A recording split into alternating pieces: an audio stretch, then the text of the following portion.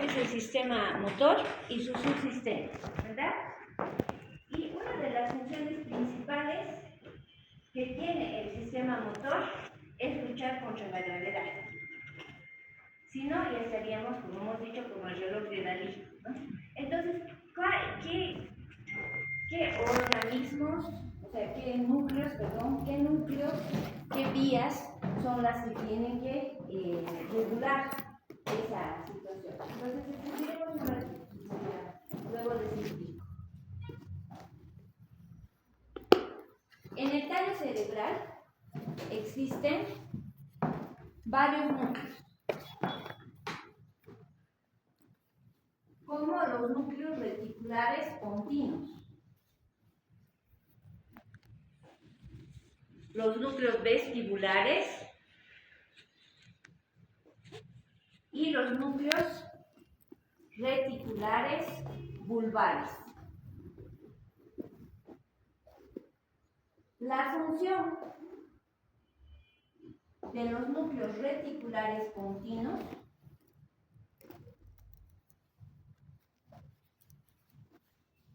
se ejecuta a través del fascículo retículo espinal continuo, que transmite impulsos excitatorios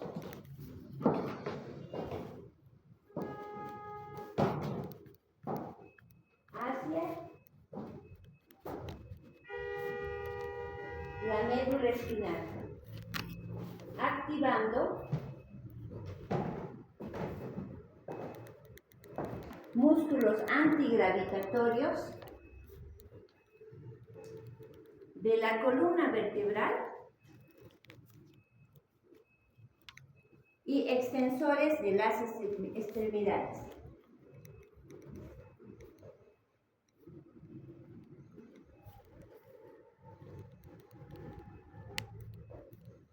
Los núcleos vestibulares también envían señales excitatorias.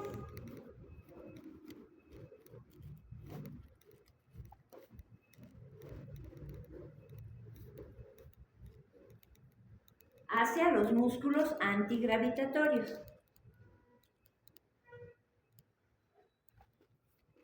En respuesta al aparato vestibular.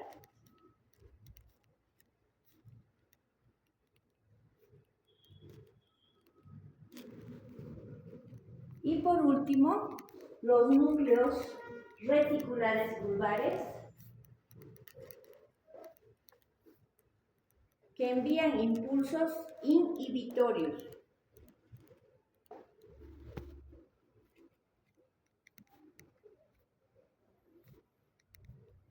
hacia los músculos antigravitatorios para evitar la tirantez de los músculos o para realizar actividades complejas.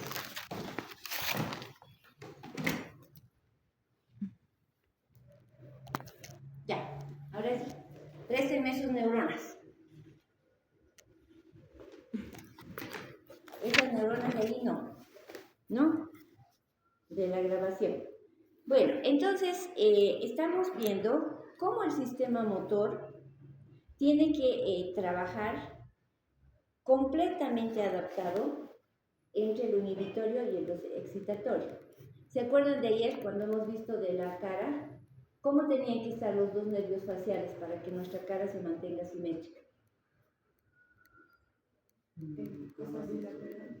¿Qué? Como si estuvieran jalando para que la boca esté perfecta. Entonces los dos tienen que estar excitando, ¿no? Tiene que haber potenciales excitatorios y los dos nervios faciales tienen que estar indemnes Porque si uno se lesiona, ¿qué pasa con la cara? La comisura del labio se desvía hacia el lado sano. ¿Ve?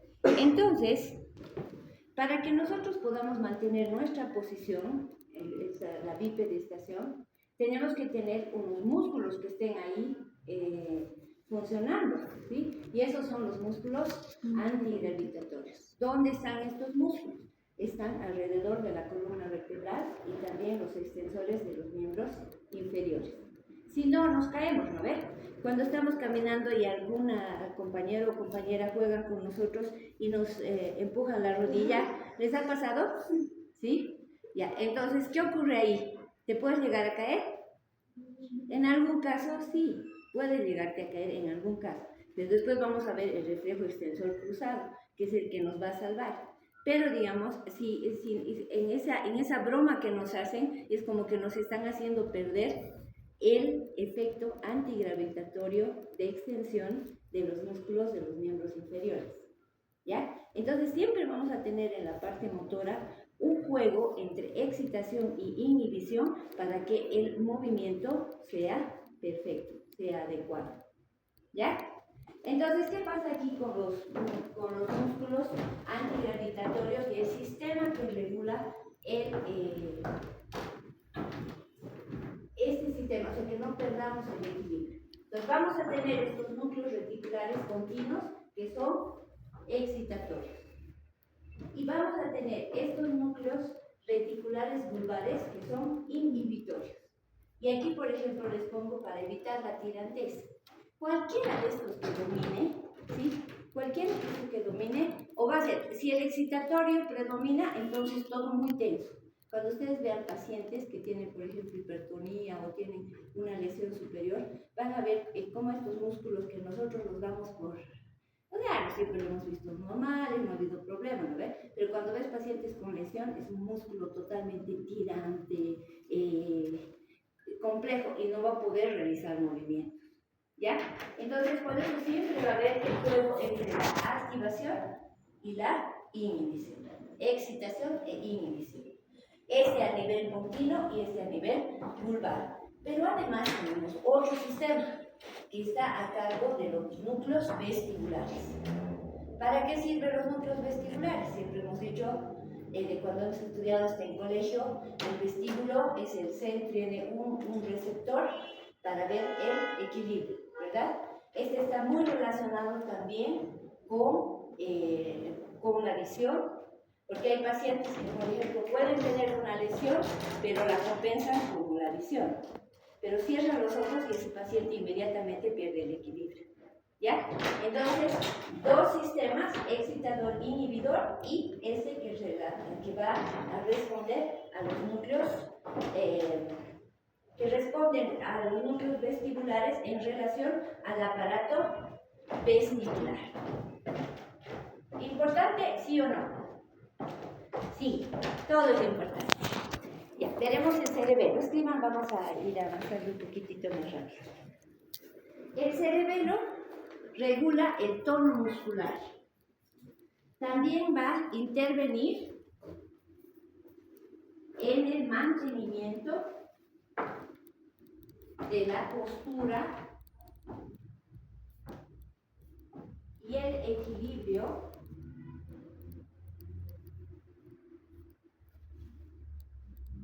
además de la coordinación temporal de las actividades motoras.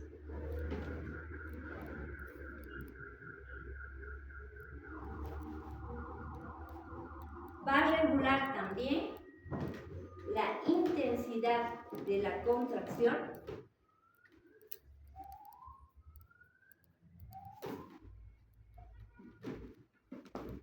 cuando varía la carga a la cual se encuentra sometida.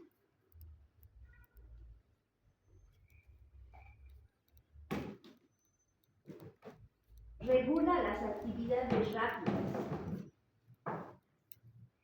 como correr, caminar, escribir, tocar piano,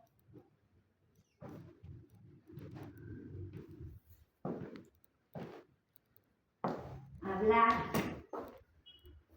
es decir, que ordena las actividades motoras.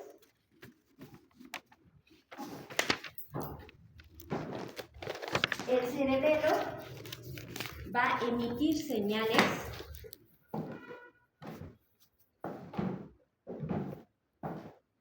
de prendido y apagado.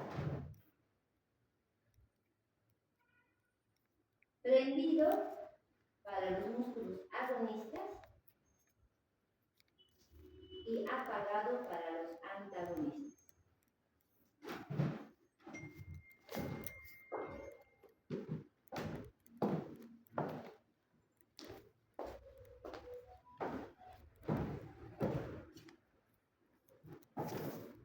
Va a colaborar con la corteza motora para la planificación anticipada del movimiento.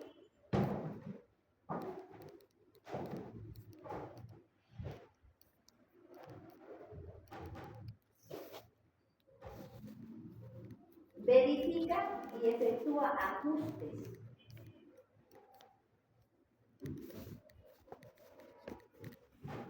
durante la ejecución del movimiento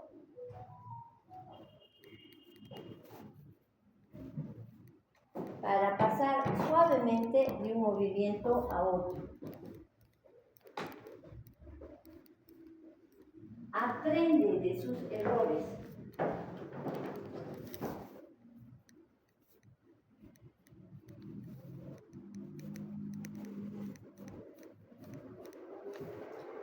Ya, ahora sí. El cerebelo, muy interesante. Vamos a ver que el cerebelo va a regular el tono muscular. ¿Qué es el tono muscular? Es el estado de semicontracción de los músculos.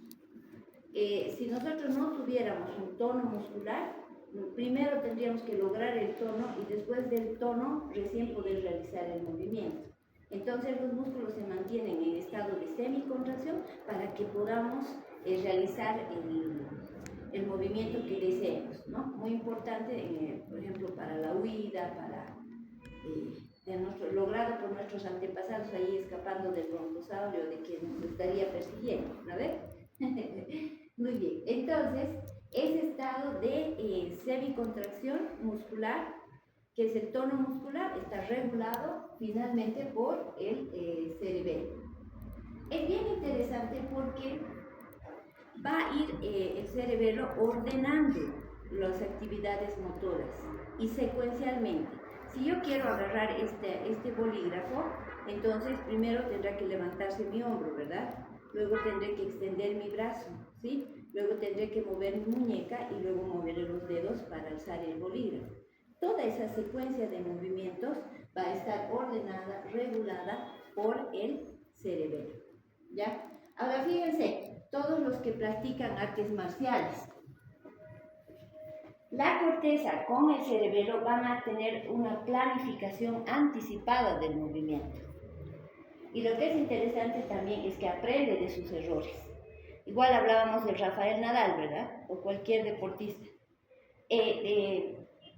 Tanto se entrena aprendiendo de sus errores, que automáticamente llega a ser subconsciente que, por ejemplo, dices, no, mi muñeca tiene que estar en 90 grados, o tiene que estar en 60 grados, o no, tiene que estar en 53 para que realmente la pelota pueda ser impulsada con mucha fuerza y pueda sorprender al contrario, ¿ya? ¿Por qué? Porque el sistema motor, con toda esta planificación, con toda esta corrección que realiza para pasar de un movimiento a otro, aprende de sus errores y podemos tener unos campeones, ¿no? En términos deportivos, gracias a esa función motora aprendida, mejorada y ordenada por el trabajo entre el cerebelo y la corteza motora. ¿Ya? ¿Listo? Ya, escribiremos un ratito, poquito. El cerebelo tiene 30 millones de unidades funcionales conformadas por la célula nuclear profunda y la célula de Purkinje.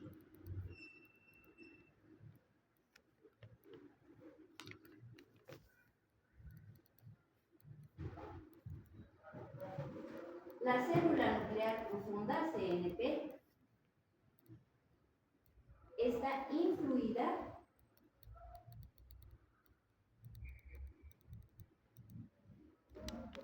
por impulsos excitadores provenientes del encéfalo y de toda la periferia.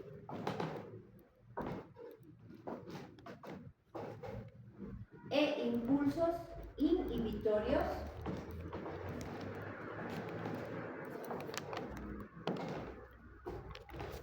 provenientes de las células de Purkinje mediante el GABA.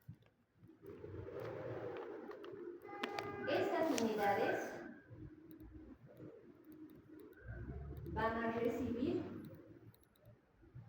fibras trepadoras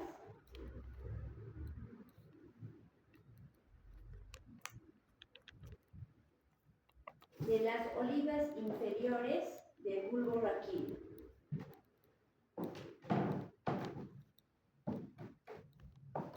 Que hacen 300 sinapsis con las células de Purkinje.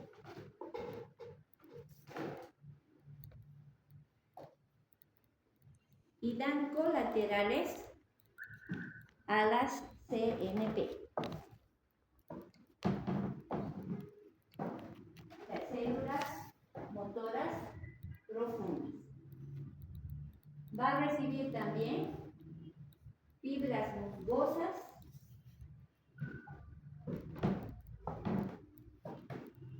del encéfalo, tronco y médula espinal, que también van a dar colaterales a las células nucleares profundas.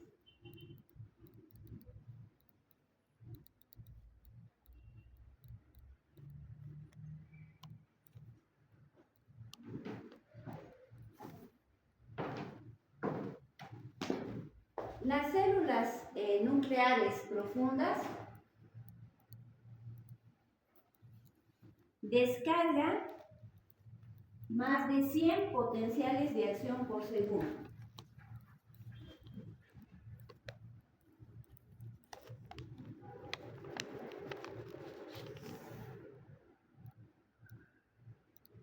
Las fibras trepadoras y musgosas excitan a las células nucleares profundas.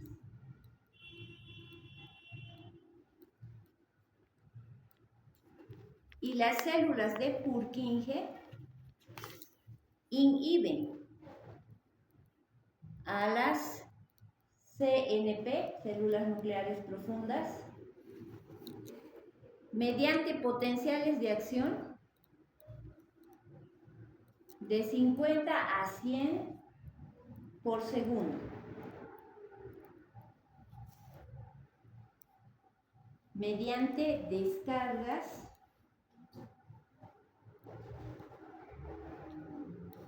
muy potentes al principio y que van disminuyendo de intensidad, lo que se conoce como descarga compleja. Entre excitadores e inhibidores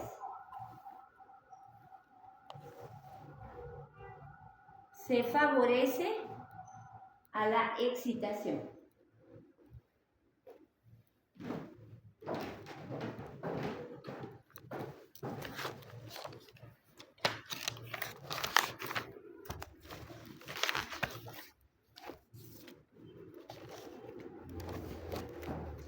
La actividad motora rápida va a ser generada por una primera señal excitadora de la CNP.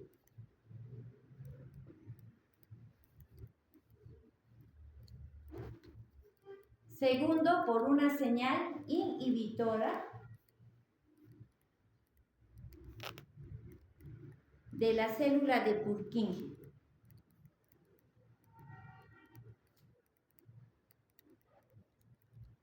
Como una retroalimentación negativa o mecanismo de amortiguación.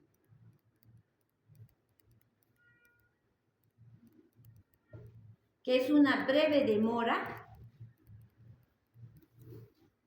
para detener el movimiento muscular y que éste no rebase su objetivo o exista oscilación.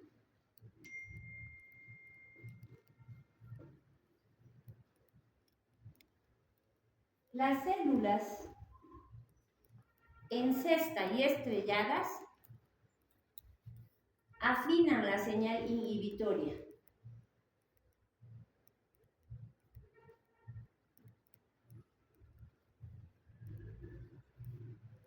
Por inhibición lateral de las células de Purkinje adyacentes.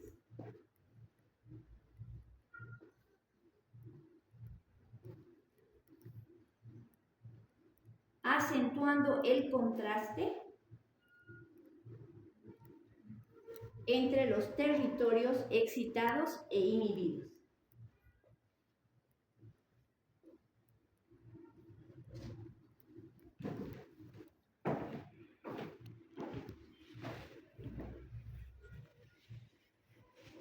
Ya, presten mi atención.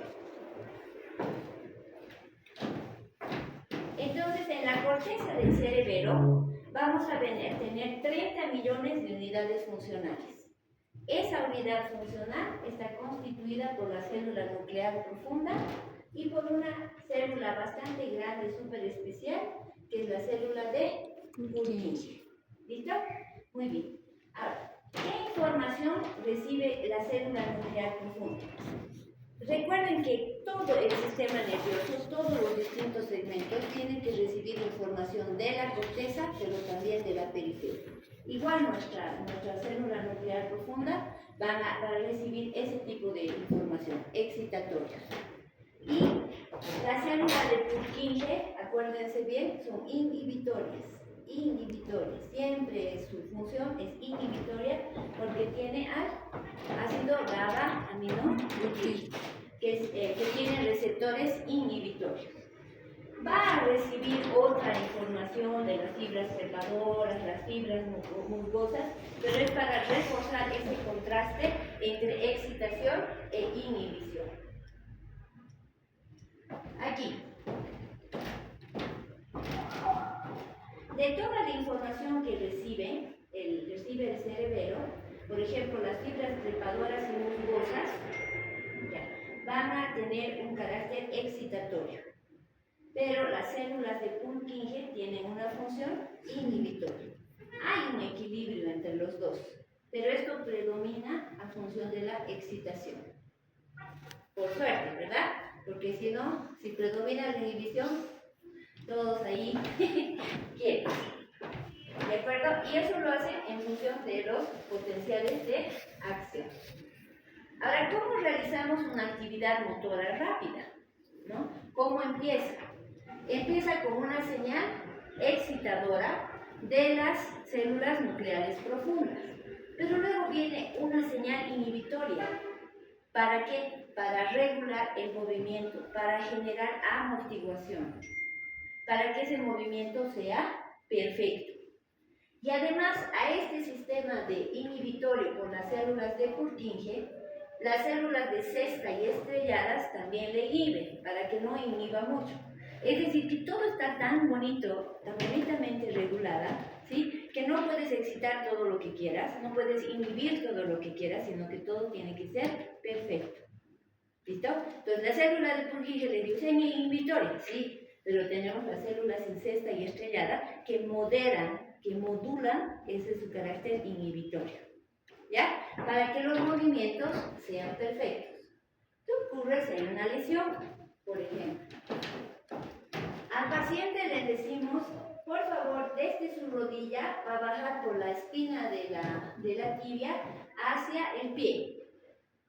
Y un paciente normal lo va a hacer. A ver, intenten hacer ustedes. Ya pues. Despierten, intenten ser clase interactiva, es motora. ¿Qué estamos ahí de monolitos? Podemos, ¿verdad? Sí, pero en cambio los pacientes no pueden porque no calculan dónde está su rodilla. Entonces su movimiento, ¿sí? Puede llegar mucho más arriba de la rodilla y desviarse y no llegar en el momento necesario, ¿ya? Por eso esta es la función del cerebelo. Ahora les digo, el sistema de Purkinje con las células de cesta y estrellada amortigua para que el movimiento sea perfecto. Hagan a ver esto. ¿Sí? Ya. Un paciente que tiene una lesión cerebelosa, cuando nosotros le impedimos esto, va a caer así. ¿Ya? A ver, traten de impedir con su brazo, con el otro brazo de llegar al hombro. Igual aquí, el paciente puede caminar normal, pero si tiene una lesión en el lado derecho y le decimos que cierre los ojos por la vía vestibular y el sistema visual, que está compensando, cierra los ojos y se cae al lado de la lesión, porque no puede mantener el equilibrio. ¿Ya? Y la marcha, también la marcha es titubeante. ¿De acuerdo? Por eso es todo ese sistema entre excitación e inhibición para que los movimientos sean perfectos. ¿Listo?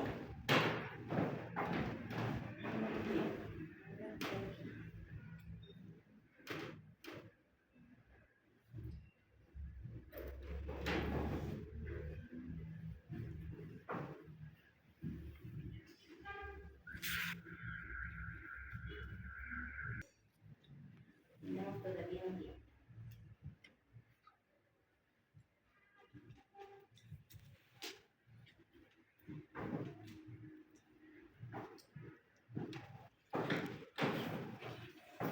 Vamos a ver ahora qué pasa con los ganglios basales, ¿ya? ¿Se acuerdan de los ganglios basales? Hemos dicho que en el cerebro tenemos las células, los cuerpos neuronales que están a nivel de la corteza. Pero también existen cuerpos neuronales en los llamados ganglios de la base. ¿Cuáles eran estos ganglios de la base? El núcleo caudado, el putamen, el núcleo accumbens, el globus pallidus, el núcleo subtalámico y la sustancia negra, que es la más famosa. ¿Ves? Escribiré.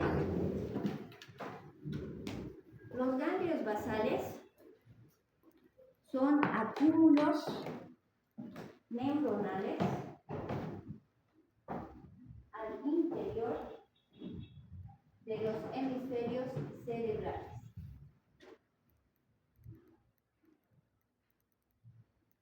Van a conformar dos circuitos.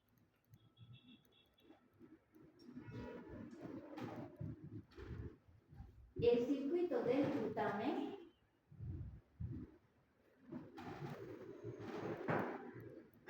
coadyuvará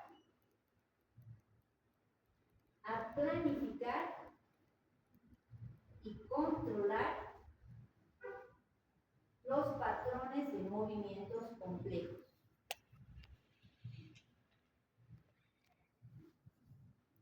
Paralelos y secuenciales para una tarea intencional.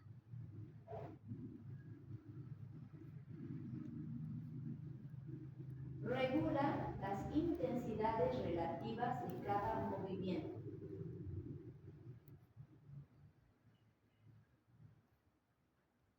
Generando patrones subconscientes, pero aprendidos del movimiento.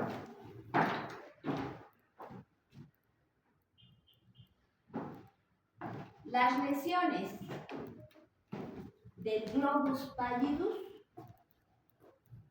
produce atetosis, que son movimientos de contorsión de manos, brazos, cuello o cara de manera espontánea.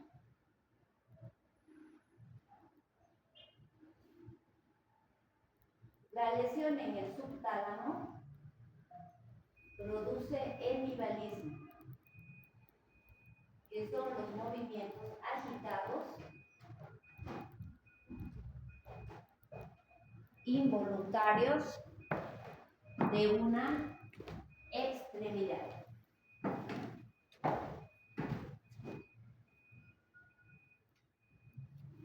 Las lesiones del putamen van a generar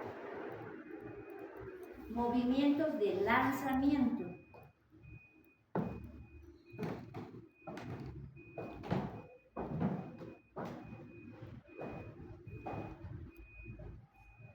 En manos, cara y otras partes del cuerpo.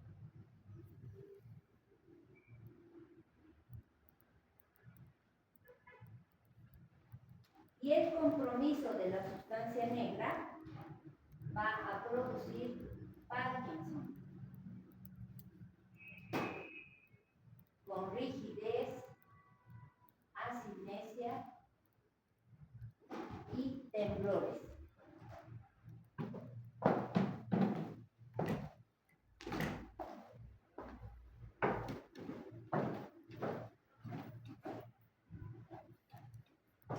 Ya, entonces presten atención.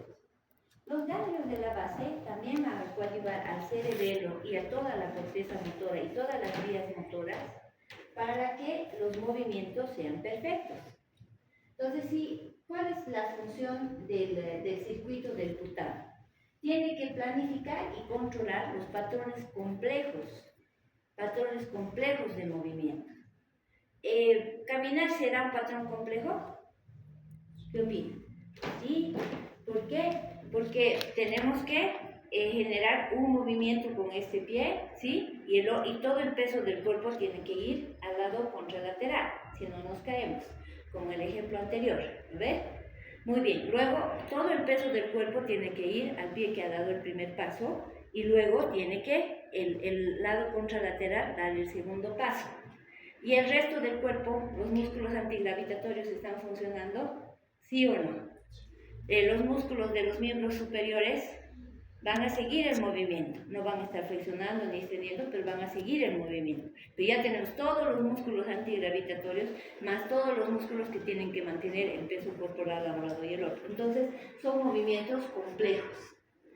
Y también lo que hace el circuito de putamen es regular las intensidades relativas de cada movimiento.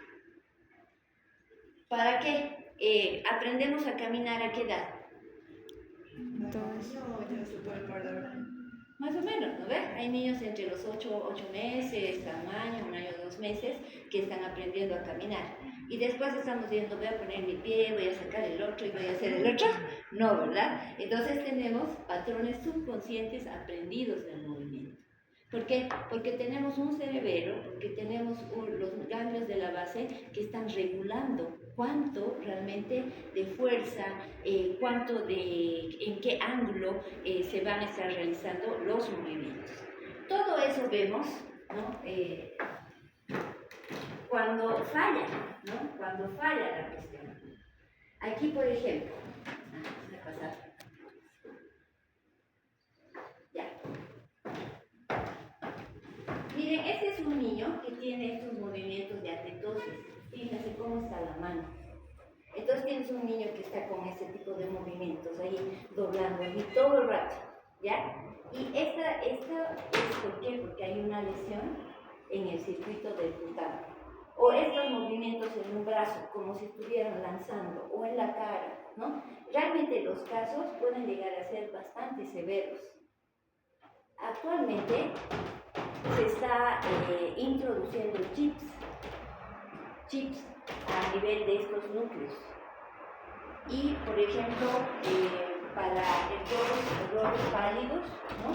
se coloca un chip ahí cerca del globus pálidos o en el propio globus pálidos. Imagínense eso, es neurocirugía, tienen que entrar, pasar toda la corteza, pasar toda la sustancia blanca y llegar a globus pálidos y colocar el chip. Y ese comienza a descargar, el chip comienza a descargar y todo ese movimiento cesa, ¿no? Entonces se está avanzando fuertemente con esto porque hace algunos años era realmente toda una situación terrible de este tipo de casos. ¿Ya? Han debido escuchar que el Hospital Arcoíris ha traído un neurocirujano, ¿no ve? Esa es una de las cosas que ese robot podría hacer.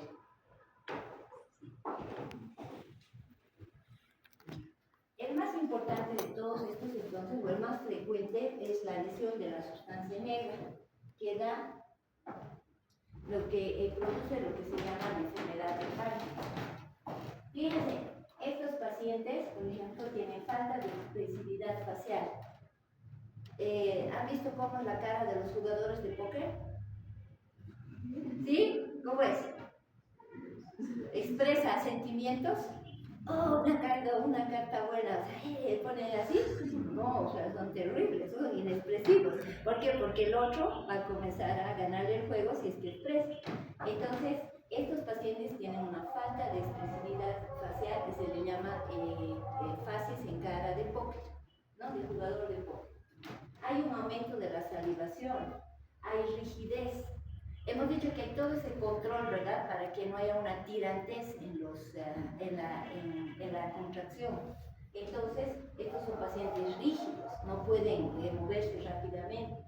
Hay un temblor en las extremidades, lentitud de los movimientos, pérdida del equilibrio, alteración de los reflejos posturales y alteración también de la marcha, ¿no? Y estos pacientes son como que empiezan lentito y pueden terminar corriendo, ¿ya? Porque no pueden regular y todo ese juego que se da entre, para esa coordinación, para esa modulación, para esa secuenciación de los movimientos que se van a realizar, de las distintas contracciones musculares para un movimiento determinado, pues está perdido, ¿ya? En estos pacientes.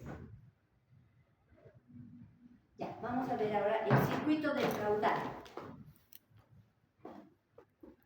El circuito del caudado está a cargo del control cognitivo.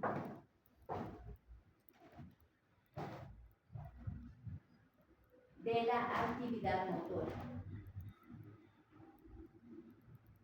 Va a estar relacionado con toda la información sensitiva y la memoria.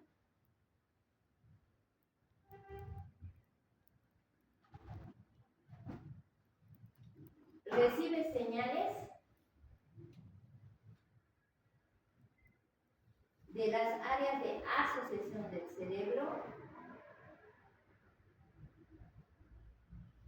sensitivas y motoras, y va a enviar información a las áreas premotora y motora suplementaria.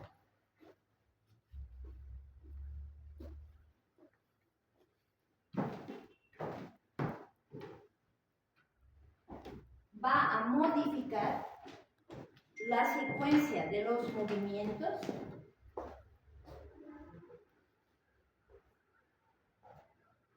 y gradúa la intensidad en cuanto a lo que es velocidad y amplitud.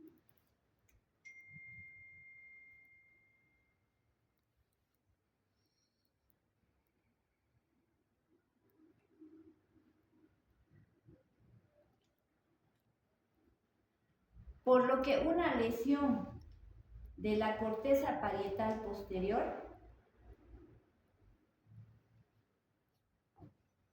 va a generar falta de control y reconocimiento de las partes del cuerpo.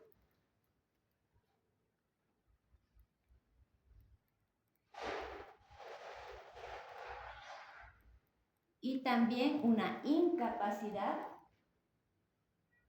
de percibir objetos con precisión a través de los sentidos, lo que se llama agnosia.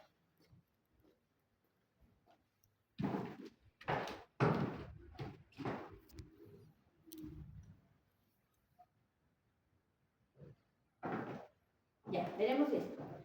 Todo lo que es el circuito del caudado va a estar a cargo del control cognitivo de la actividad motora, ¿no? Y tiene mucha información que viene del tálamo y va al área motora, premotora, motora suplementaria, pero también tiene relación con las áreas sensitivas, la 321 de Brodmann, que es área sensitiva de la corteza motora. ¿Qué ocurre cuando este trabajo conjunto mancomunado, que estamos utilizando la información de los sentidos, la información sensitiva, la memoria en relación para la producción de nuestros movimientos, se puede ver alterada cuando hay una lesión? Por ejemplo, aquí, si hay una lesión de la zona parietal, que está en relación con el circuito del caudado, hay personas que se olvidan de su brazo.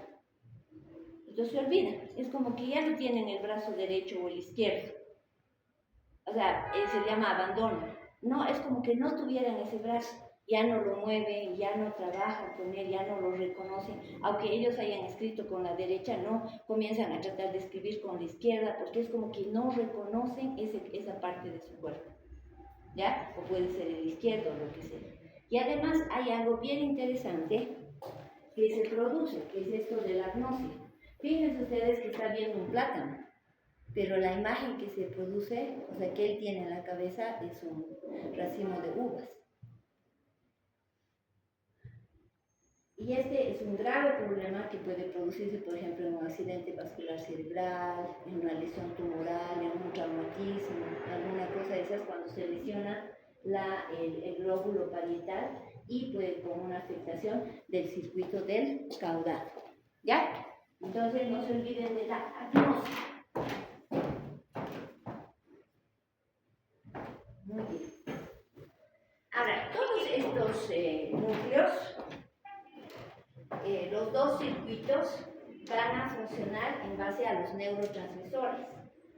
Por ejemplo, la dopamina para la sustancia negra y también tanto para el caudado como para el cutáneo, pero bien importante la dopamina para la sustancia negra.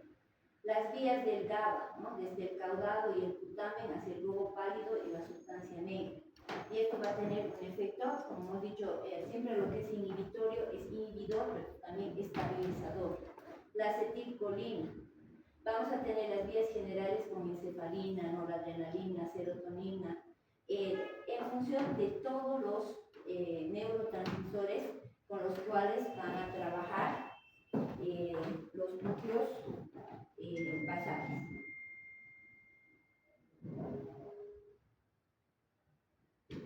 Muy bien. ¿Qué pasa cuando una persona consume drogas?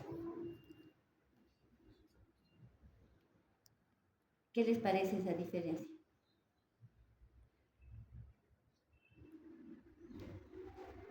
Aquel es el control saludable y este es la persona que consume estupefacientes. En términos de los neurotransmisores, ¿se acuerdan del botón sináptico? ¿Qué hay en el botón sináptico? Los neurotransmisores que están a nivel de vesículas, ¿sí? El botón sináptico, el elemento presináptico produce los neurotransmisores y esos se almacenan a nivel de las vesículas, lo que se llaman bolsitas sinápticas. Viene un impulso y entra calcio y esa bolsita se acerca a la membrana del botón presináptico y se libera a la hendidura sináptica, ¿sí? Lo que ocurre en personas que consumen drogas, esa producción normal, esa producción que tienen todos los seres humanos, va disminuyendo. Por eso es que se ve aquí una gran actividad, ¿no? Pero esta paciente que consume, porque también la producción de neurotransmisores se ve sustituida. ¿Por qué creen que es esa desesperación que tiene el drogadicto para seguir consumiendo drogas? No tener neurotransmisores siempre que necesitan. Y no produce. Porque con el consumo de drogas, el cuerpo dice, pero si yo recibo de afuera, ¿para qué yo voy a producir? No dice eso, pero en realidad, o sea, es lo que ocurre, digamos. Si hay un aporte suplementario, si hay un aporte externo, entonces esos botones presinápticos ya no producen la cantidad adecuada, normal, de neurotransmisores. Entonces todas las funciones se van a ver disminuidas, ¿no? Y aquí vamos a ver por qué hay esa dependencia física del paciente para seguir consumiendo y consumiendo drogas. ¿Ya? ¿Por qué les pongo esto como ejemplo? Porque los núcleos que forman parte tanto del sistema del caudado como del putamen trabajan en base a todos los neurotransmisores que yo les he mencionado. ¿Listo?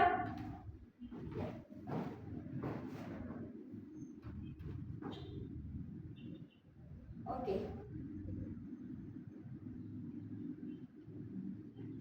Vamos a ver patrones de movimiento mañana, ¿ya?